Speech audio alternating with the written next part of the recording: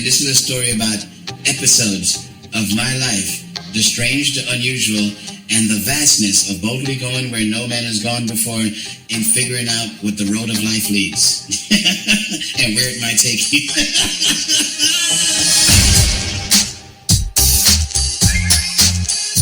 Me and alcohol was just like, we had our own fist fights. I would do fearless things on alcohol.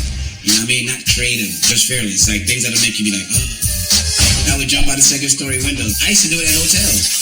I used to do it from my apartment. I'd be like, hey, look, check this out. And everybody would turn around and I'd run and just jump out the window. Then I'll do that spin that I do when I land and turn all the way around and be like, with alcohol, I just want to show braveness. I want to show that I'm fearless. My favorite cartoon was Underdog. You know what I mean? So it felt like I went into the phone booth and then just, got the super strength to just do anything that crossed my mind. I always want to try things that was detrimental and violent. What's the worst experience you had while you were drunk? It had to be when I lost my eye. Check it out. See? There is nothing there. I was trying to find a way where an accident could happen. If you commit suicide, I don't think life insurance honors that, so I was trying to find a way to, have something happen to me so that way my mom could get the money. I was at a club called Flames, and a DJ named Steve Fournier, he was there. I got into an argument with a police officer. I grabbed the cop's gun. He called Steve Fournier. He's like, man, Bill's inebriated, but if he tries to grab my gun again, I'm going to have to arrest him, and he might get hurt because he's acting like he's bigger than the whole world. And Steve Fournier was like, Bill, you got to go home. I came back from the club, I still had beer in the fridge, and then I saw the weed on the counter. And I'm like, somebody left some weed? I never leave weed. Who does that? So I rolled it up in a Philly. A really nice blunt too. One of the ones that would look like you were smoking a Big Daddy cigar, you know what I mean? Like you Al Capone up on the microphone. What I didn't know is that there was formaldehyde inside of the weed. And it's PCB. It's like, damn, and it's laced. The weed is already laced with it. I smoked it and I'm sitting there and all of a sudden I get this idea. What if I go back there, wake her up, provoke her, hand her the gun, and have her shoot me? And everything will work out great. You'll be able to get to heaven, your mom gets the life insurance, and everybody's happy. It just didn't turn out that way.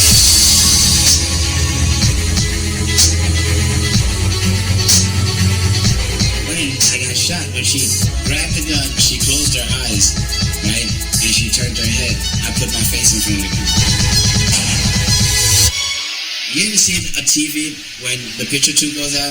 It starts bright, and then the bright light goes all the way down until it gets small and dim. When I came to, I thought I was dead, so I got up and I walked towards the sink. I looked in the mirror at myself. I'm like, if you're dead, you ought to be able to see through yourself. Why can't I see through myself? Then I hear noise, and I hear people saying, she's like, I killed him. You made me kill him. I don't know what the hell's going on. And I open the door. I'm like, I'm not dead. I can see a reflection through myself. You're wrong for that. And then she took off running. Like, she's thinking I'm dead. And then Beto, he runs outside too. I ran after them. That's when the ambulance showed up. And that's when the whole fight in the parking lot happened between Beto wrestling with the ambulance people trying to leave. He pulling them back. Come on, you got to take him. Look at him, man. He has a hole in his face and his eyes looking bad right now. And they finally put me in there. And on the way driving up 610 to take me to Bentop Hospital, I was DOA on arrival. I actually died. And I was out for like over 2 hours and 40-something minutes, and legal death is like 45 minutes with no accident to the brain or whatever, and I'm here talking to you. I came to in the morgue, I just had this thought, I have to pee. And they're pushing me, toe tag, mind you, they're pushing me in the drawer. So I sat up, and I take the catheter out, and I jump. And the technician from the morgue that's pushing me in drops everything that they have and run out. The security officer guy, he looks down at me and is like, you just peed on my leg, but you're supposed to be dead. I'm like, am I in the morgue? And he just ran. He didn't even finish the conversation. They came with the big orderlies, like the ones that they have in the insane asylum. They stuffed me with the needle. Next thing I know, I woke up in the bed, handcuffed to the bed. The reason why they never took the handcuff off because they said every time I came to, I kept talking about jumping out the window to accomplish the mission. Right here is the actual bullet, and in front of it is the actual gunpowder. It's really there, and it ain't going nowhere. It's lodged in between understanding, mobility, and reasoning. But the fact that weed was there, the doctors had actually played a role, and because it was embalming fluid, when I died, it was like it had slowed everything down in my body. I would have came up with the same idea while I was drunk. With alcohol in your system, your blood runs hot and you just bleed out. It was the PCP that played a role in saving my life because my blood was coming out like jelly. It was one thing to act crazy on alcohol. It was another thing to act out the craziness on formaldehyde and follow it through. If there was a way that I could look at that weed again and know what I know now, I would see spirits dancing on grasshoppers. I look at it like that was divine intervention. There is a God and he does have mercy, and don't try this at home.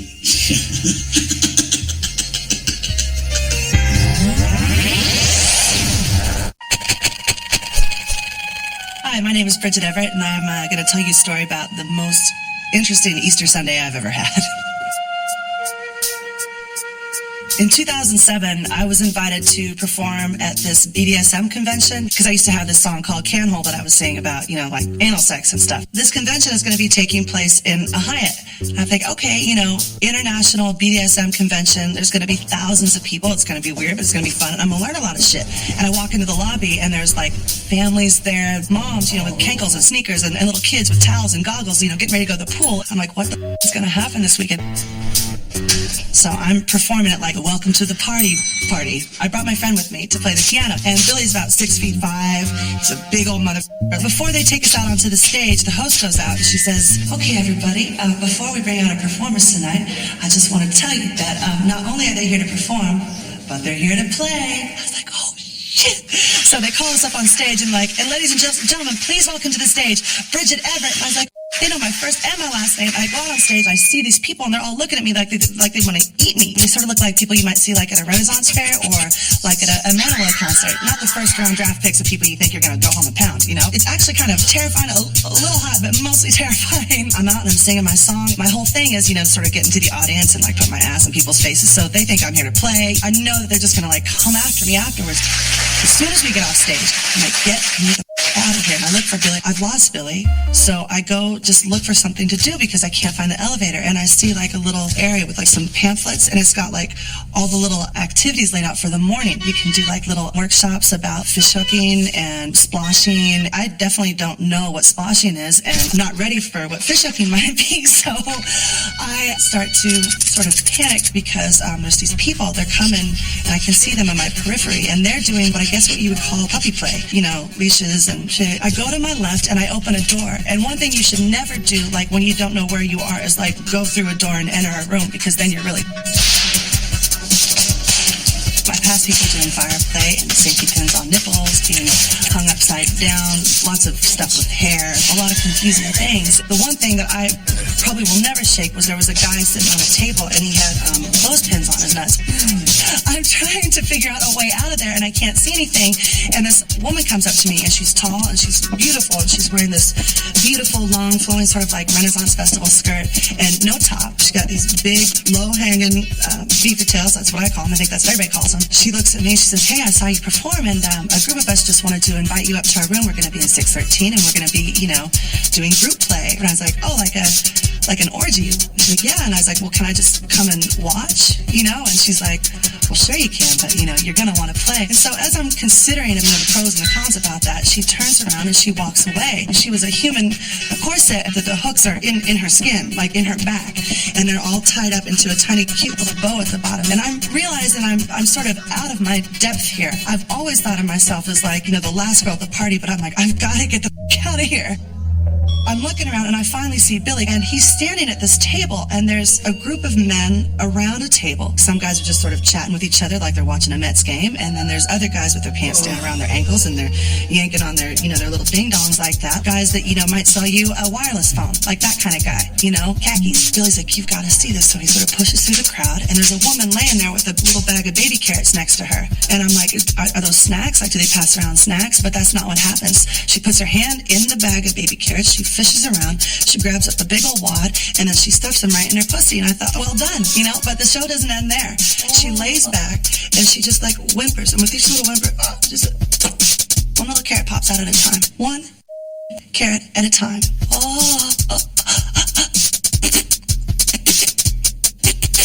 Imagine that. Imagine having that kind of muscular infrastructure that you could pop out one little baby carrot. I mean, it didn't shoot out. It just sort of plopped out. By the end, it was just like a little bowl of baby glazed carrots. And I guess that's Easter, right? Did you make it back up to room 613? Yeah, I did. I just did, a breeze by. I wasn't like the ultimate party favor, but I definitely stayed for a snack and a drink and had a memory that will last a lifetime. Hi, Mom.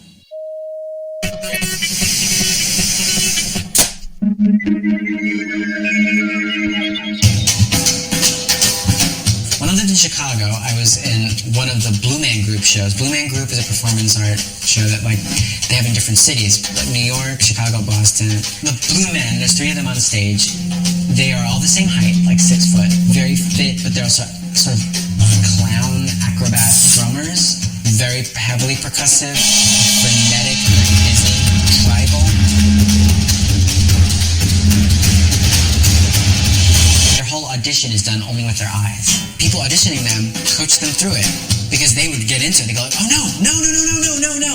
No meaning like say that with your eyes. From the top part of your face up, what can you express without words? Don't mouth it with your mouth. Don't frown. Only your eyes. Wait a minute. And then at the end of it, it would be like, this is the greatest thing I have ever seen. Tell us with your eyes, this is the greatest thing I have ever seen. It was great to see people getting it wrong. People would sort of sell themselves out. So they go like, oh, sorry, no. You know what I mean? Like they cut themselves off, that's a mistake I think people make, is just because you don't hear anything, just, keep going. And for people that haven't seen it, can you describe what you do? Like you're basically like, you're wearing blue paint, what you do with your hair at that time? Well, I was a musician in the band, one of many musicians. There's 3 musicians who perform above the stage, lit in black light. So we had these costumes that were skeletal. Like mine was like a yellow little man with long arms. And so when you lit by black light, it looks like a little man with like a painted face. I had yellow paint on, some red. So it just looks like, stick figures playing music. I thought it was pretty cool. So the Blue Men were in front of the stage. The real part of the show, we were sort of the framework around it. And I really loved it. It's the first time I'd ever gotten a paycheck for playing drums. As a drummer, I was so used to dingy places and dingy backstage rooms and horrible conditions, 100% horrible conditions. To have a theater where like the drums are set up, it was like all of a sudden, it's like I took a shower. It was like a shower of like life change, of like, whoa, paycheck, one location, carpeted stairs, clean drum set. This is nice. You sort of get, it's like very validating. I actually felt like I'd made it. I was like, this is it. This is what the big time looks like. And so like it was all these sort of theater people from around the country who finally got a chance to really do it every night. I was like, wow, these are like sort of actors, acrobat, musician people. There was something kind of hippie-ish about it and free and easy. It was the feeling of the first time no parents were around.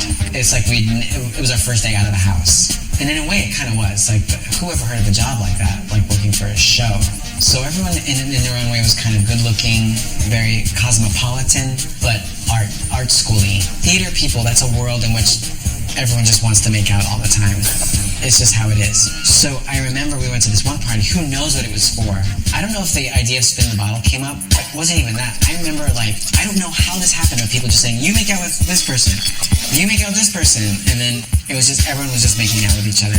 It was almost like, this is where we work. And then now it's like this. It also didn't get sexual, like we weren't like doing it or anything. But oh my God, I just remember everyone was just making out with everybody.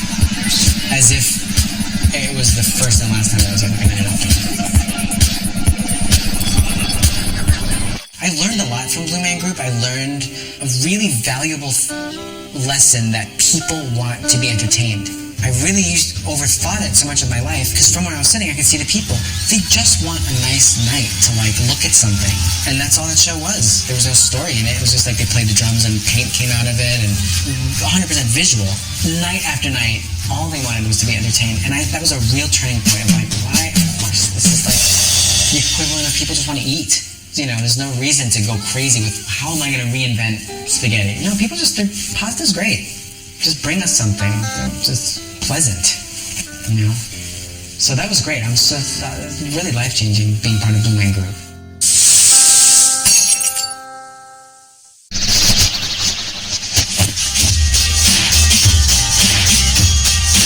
I don't really do drugs, okay? I smoke a little weed, but in the right circumstances, I love to be around people on drugs. Anything can happen when someone's on drugs.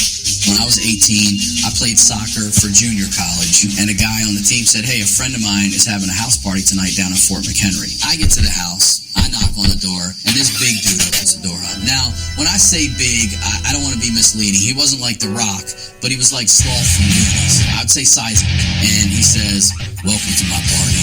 My name is Sparks. And I said, well, thank you for having me, Sparks. I went in, I sit down with the guys on the team, we're smoking a little weed, we're drinking a little beer, and Sparks is hanging with us. And then he disappears down the stairs. I don't know what's going on down there. I can hear some voices. I can only assume that they're local neighborhood dudes. They're not hanging with us, we're not hanging with them. But Sparks is going back and forth. About the fourth time, Sparks comes up the steps. He's got cocaine all over his face. He's in front of all of us in the living room, and his eyes are so wide. And he's got the biggest smile on his face. And he walks to the back corner, and there's an aquarium there. And he rips this blanket off of this aquarium. Now, from where I'm sitting, I can kind of see what's going on, and I look, and I'm like, God, that kind of looks like an alligator. But you know what it really was? An alligator.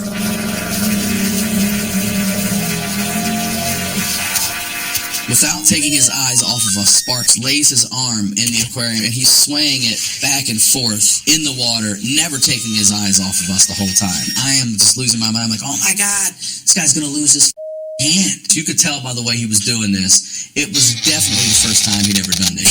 Picks the alligator up. Now, there's a dinosaur at the party. And the guy that's sitting next to me is like, hey, I think we should get the hell out of here. And I'm like, what are you talking about? Like, this party just livened up. He's holding this alligator by the belly with the snout right at his face. He starts doing his best Axl Rose with this thing. I'm like, oh my God, what is he doing? And he kisses it on the mouth. And I'm losing my shit. Like, I can't believe what's going on right now. And then he kisses it again. I'm like, oh my God. And the truth is, I don't want to see anyone get hurt. But I definitely want to see this alligator bite Sparks in the face. He kisses it a third time, and he looks off to the left. And you know that shady eye alligators have where they like look out at you? Like that alligator looked out at all of us like, is this serious? And when Sparks looked back, that alligator kissed him back and said, snap, right on his face. And I was like, yes, this is why I don't leave parties. This is why when people do drugs, I stay put.